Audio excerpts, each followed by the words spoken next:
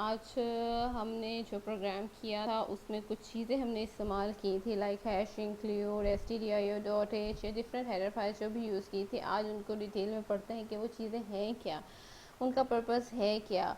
हमारा जो सी का कंपाइलर है, लाइक टर्बो C++, उसमें किस तरह इस्तेमाल होती हैं। ठीक है, सबसे पहला वाला पॉइंट जो आज हम देखने वाले हैं, that is pre processors directive. ठीक है, ये वो इंस्ट्रक्शन है जो कंपाइलर को दी जाती है execution of the actual program. अब मैंने एक पॉइंट आपको क्लियर किया था, जो एक्चुअल एग्जीक्यूशन होती है प्रोग्राम की, वो किस पॉइंट पे होती है, मेन फंक्शन जहाँ आता है। अगर मैं रिकॉल करूँ जस्ट अ सेकेंड, यहाँ देखिए, यहाँ पे अगर हम इसको हाईलाइट कर, अगर हम प्री प्रोसेसर डायरेक्टिव को देखते हैं तो आप इस प्रोग्राम को देखें। यहाँ पे प्री प्रोसेसर डायरेक्टिव क्या था, बिफोर द एक्चुअल प्रोग्राम। मैंने आपको एक पॉइंट बताया था, ये जो हमारा पॉइंट है मेन फंक्शन वाला, that is the point where the actual execution of the program have been done. The actual execution of the program हमारी शुरू होती है मेन फंक्शन में, यानी कि जब भी आप प्रोग्राम के अंदर लिखेंगे वाइड में, तो यहाँ से एक्चुअल एग्जीक्यूशन होगी। ये वाले जो पॉइंट है, इससे ऊपर वाले, यहाँ पे लोडिंग हो रही होती है, कभी कोई लाइब्रेरी, कभी कोई हेडर फाइल, उससे रिलेटेड लाइब्रेरीज लोड हो रही होती हैं। ठीक है,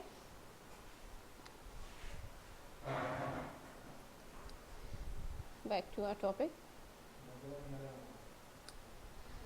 अच्छा, वही बात यहाँ पे कह रहे हैं कि pre processor directive is the instruction given to the computer before the execution of the actual program. यानी कि जो प्रोग्राम की एक्चुअल एग्जीक्यूशन है उससे पहले हम ये प्री प्रोसेसर डायरेक्टिव देते हैं। इनके लिए एक और नाम भी यूज़ किया जाता है, that is a compiler directive. ठीक है, the pre processor directive are process by a program known as pre processor. एक प्रोग्राम है जो कि हमारे C++ कंपाइलर का पार्ट है, that is use to process these use these preprocessor directives. It modifies the C source program before compilation. आपको पता है computer only works in the object form like binary form, तो उससे हम जो source program देते हैं, लाइक जो भी प्रोग्राम आप हाई लेवल लैंग्वेज में लिखते हैं, उसे आपको कन्वर्ट करके देना पड़ता है। The one thing to remember here, there is no need to put semicolon at the end of the preprocessor directive. You usually use the angle brackets. The process of writing the preprocessor directive is to use hash symbol. आपने hash symbol use करना है। Keyword include, keyword का फिलहाल ये concept रख लें, these are the reserve words. Keyword का word आए तो इट मीन्स रिजर्व वर्ड। आप कहीं होटल या कहीं पे भी जाते हैं, आप कहीं पे सीट अपनी रिजर्व कराते हैं, क्या कोई उस सीट पे आके बैठते हैं? नो, वो जिस पर्पस के लिए रिजर्व हुई होती है वो उसी पर्पस के लिए यूज़ होती है।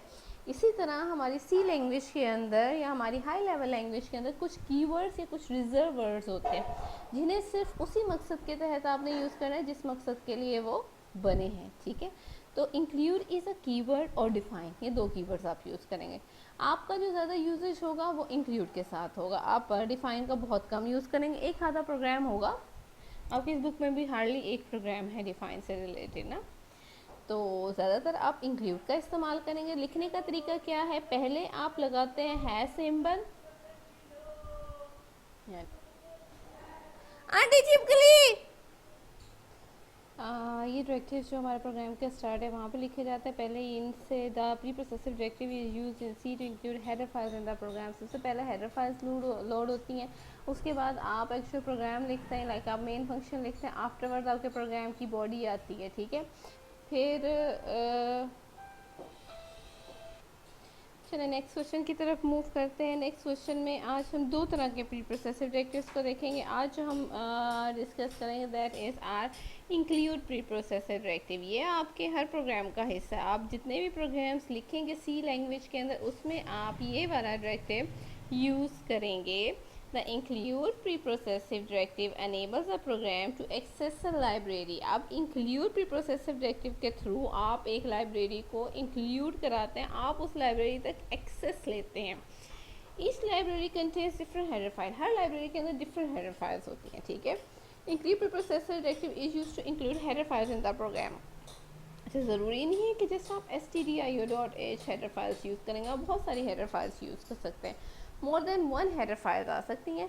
stdio.h जो हेडर फाइल है उसका पर्पस ये है standard input and output. STDIO. STD stands for standard, I stands for input and O stands for output.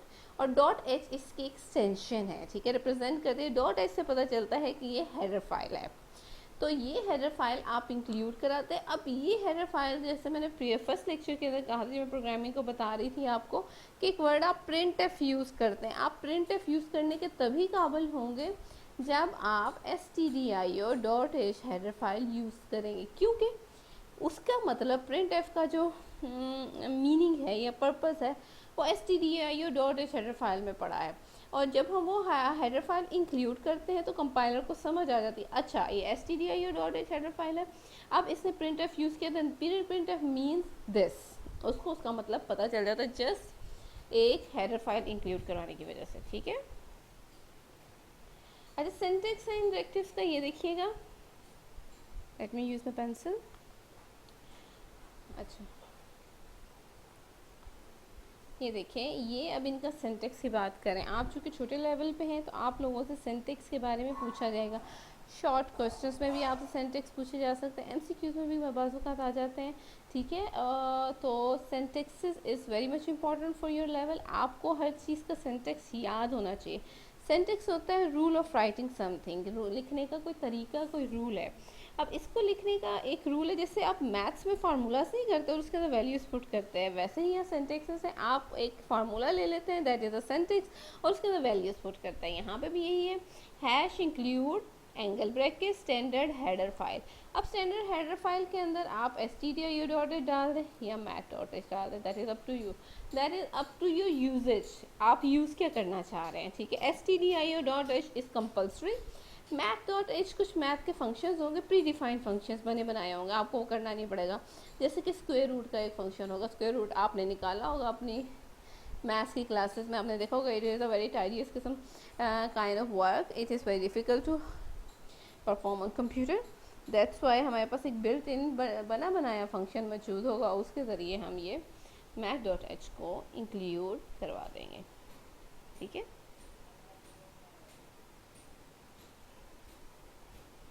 आगे देखते हैं। Just a second, I have to remove these lines, otherwise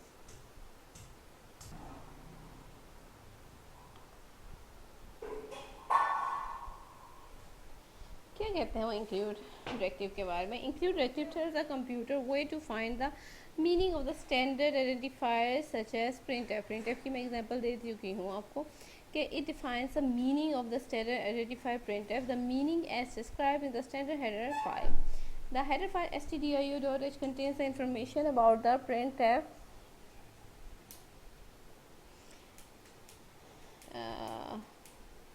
function. इसके अलावा एक इनपुट के लिए आप और फंक्शन यूज़ करेंगे, दैट इज scanf। math.h के लिए हम मैथमेटिकल फंक्शंस परफॉर्म करेंगे। Enough for today.